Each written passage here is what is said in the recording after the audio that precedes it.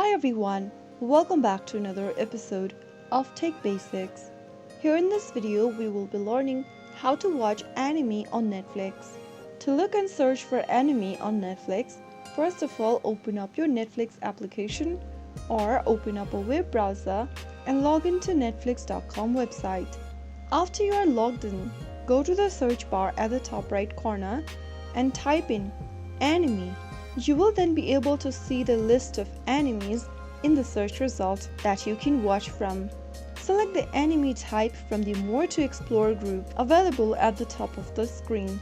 Right after you do that, you can filter search for the anime just like that and click on it to start playing the selected anime.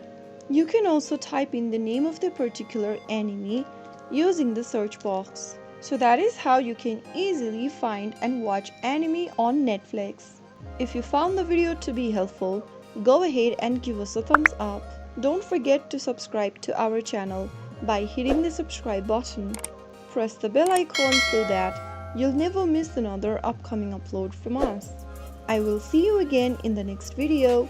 Thank you for watching.